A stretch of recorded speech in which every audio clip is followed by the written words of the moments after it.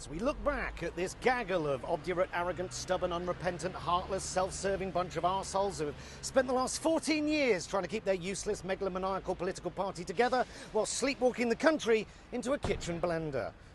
14 years, 5 prime ministers, 7 chancellors, 8 foreign secretaries, 13 culture secretaries, one of whom was Nadine Dorries, a woman so stupid she thinks Channel 4 is a brand of perfume.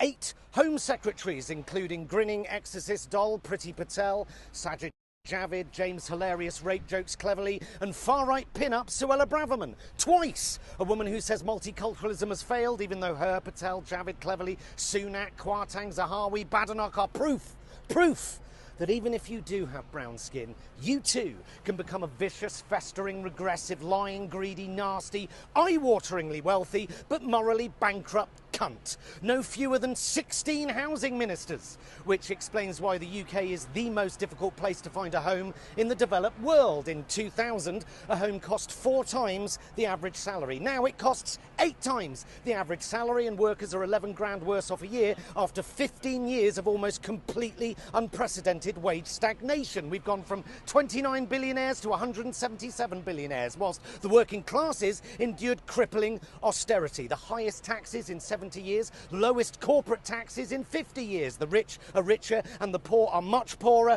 and your average high street is boarded up.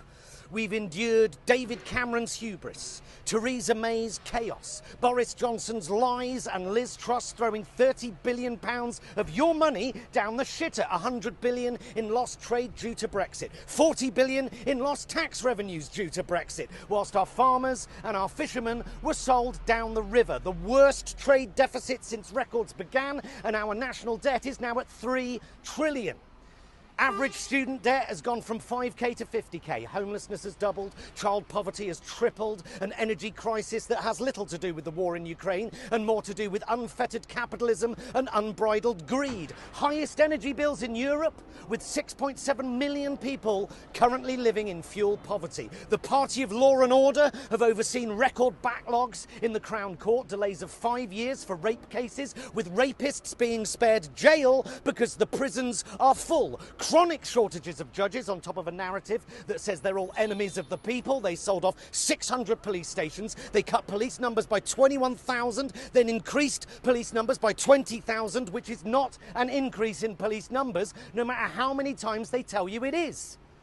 Highest train fares in Europe, lowest state pension in Europe, longest waiting lists in NHS history, a nation with rotting teeth and people being hospitalised with malnutrition and scurvy, billions of taxpayers' money wasted on PPE contracts for their rich mates, and they let the bodies pile high and kill tens of thousands of pensioners during the pandemic, and then they lied about it. They cut our armed forces, they closed and sold off our fire stations, they closed, then sold off our libraries, they didn't build those 40 new hospitals, and they forced councils into bankruptcy. They wasted billions on HS2. They voted to allow bankers to have unlimited bonuses. They allowed BP and Shell to steal our oil and gas reserves without paying taxes, whilst Norway, of course, went the other way and has a sovereign wealth fund of over 1.6 trillion. And record amounts of our tammies and turds are being churned into our rivers and oceans by our privatised water companies. Windrush,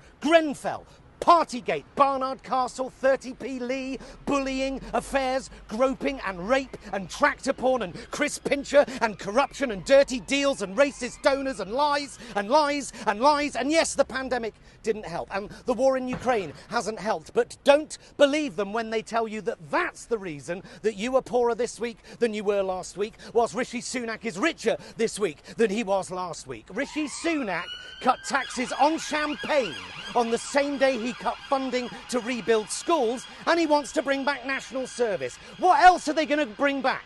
Grandstand?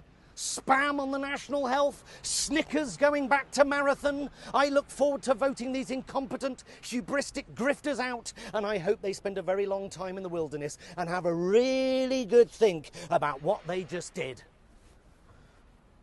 Well, a trip down memory lane there.